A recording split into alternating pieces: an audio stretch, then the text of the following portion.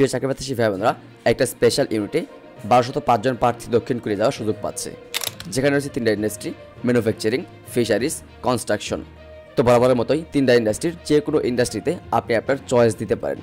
দেখতে পাচ্ছেন এখানে মূলত 3টা ইন্ডাস্ট্রি রয়েছে: ম্যানুফ্যাকচারিং, ফিশারিজ, কনস্ট্রাকশন। আপনার ওয়ার্ক এক্সপিরিয়েন্সের উপর ভিত্তি করে আপনি আপনার পছন্দের ইন্ডাস্ট্রি চয়েস দিয়ে আপনার নিবন্ধন সম্পন্ন করতে পারেন।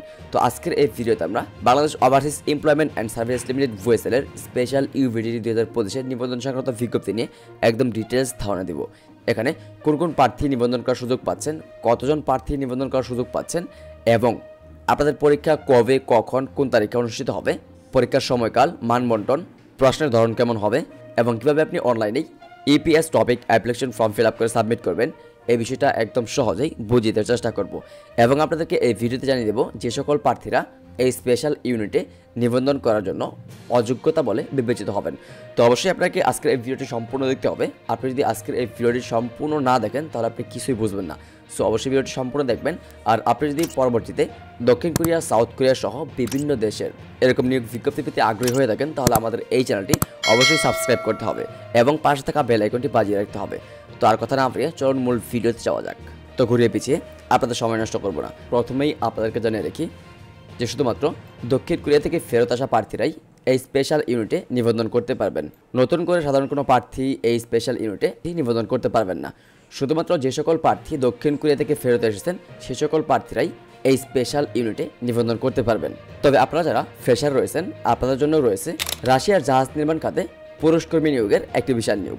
আপনি চাইলে কিন্তু রাশিয়ার জাহাজ নির্মাণ খাতে বাংলাদেশ থেকেই VSL-এর মাধ্যমে আবেদন করতে পারেন, যেখানে আপনি একদম স্বল্প খরচে বাংলাদেশ থেকে রাশিয়ার জাহাজ নির্মাণ খাতে ওয়ার্ক পারমিট ভিসা যেতে পারবেন। তো এই নিয়োগ বিজ্ঞপ্তির উপর আলাদাভাবে একটি ভিডিও করা আছে, যে ভিডিওর লিঙ্ক আপনি এই ভিডিওর ডেসক্রিপশন বক্সে পেয়ে যাবেন।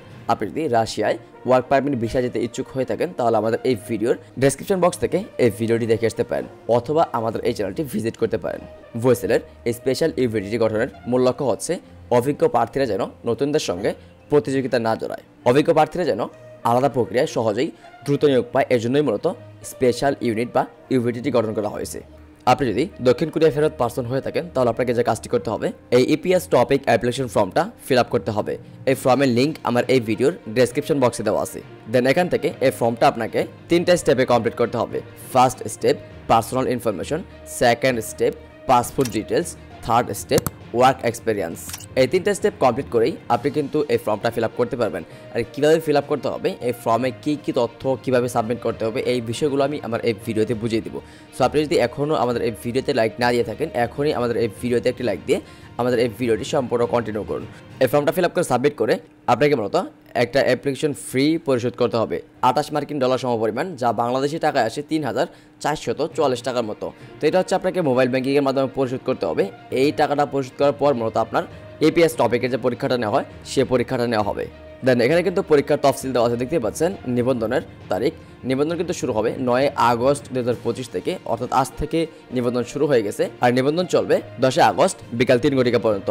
দক্ষিণ কোরিয়ার এই স্পেশাল ইউনিটের সবথেকে বড় সমস্যাই হচ্ছে এখানে মূলত একেবারেই স্বল্প সময় দেওয়া হয় নিবন্ধনের জন্য। এই স্বল্প সময়ের মধ্যে যে সকল প্রার্থীরা নিবন্ধন কমপ্লিট করতে পারে দেন তাদের 90% চাকরি হওয়ার সম্ভাবনা থাকে। এই স্পেশাল ইউনিটের সবথেকে বড় সমস্যা হচ্ছে এই স্পেশাল ইউনিটে নিবন্ধনের জন্য একদমই কম সময় দেওয়া হয়। এই অল্প সময়ের মধ্যেই আপনি যদি EPS টপিকে নিবন্ধন করতে পারেন, দেন আপনি যদি পরীক্ষায় অংশগ্রহণ করেন, আপনার যদি কোরিয়ান ল্যাঙ্গুয়েজে দক্ষতা থেকে থাকে তাহলে আপনি খুব ভালো কিছু করতে পারবেন। তো এখানে আপনাদের পরীক্ষার তারিখ ঘোষণা করা হয়েছে অলরেডি। সেপ্টেম্বরের 12 তারিখ আপনাদের পরীক্ষা অনুষ্ঠিত হবে এবং সেপ্টেম্বরের 19 তারিখ আপনাদের পরীক্ষা অনুষ্ঠিত হবে এবং পরীক্ষার ফলাফল ঘোষণা করা হবে নভেম্বরের 24 তারিখ। তো EPS-এ নিবন্ধনের জন্য একটা বয়সের সময়সীমা নির্ধারণ করা হয়েছে, তা হচ্ছে 18 থেকে 39। আপনার বয়স যদি 18 থেকে 39 এর মাঝামাঝি হয় দেন তাহলে আপনি EPS টপিকে নিবন্ধন সাবমিট করতে পারবেন। দেখেন আপনারা একটা বিষয় লক্ষ্য করেন, আপনাদের অনেকেই নিবন্ধন যে কারণে বাতিল হয়ে যায় তা হচ্ছে আপনারা সঠিক ছবি নির্বাচন করেন না। আপনাদের হাতে থাকা যে কোনো ছবিতেই আপনারা মূলত নিবন্ধন করে বসেন, দেন যার ফলে আপনাদের নিবন্ধনটা বাতিল বলে গণ্য হয়।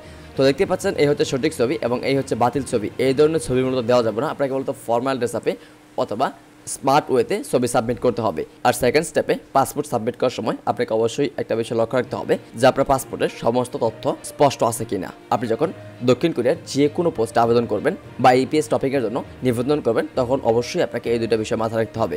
তো বন্ধুরা, আজকের এই ভিডিওটা এই পর্যন্ত ছিল। যদি আমাদের ভিডিওটা বিন্দুমাত্র ভালো লাগে তাহলে অবশ্যই ভিডিওতে একটি লাইক দিবেন।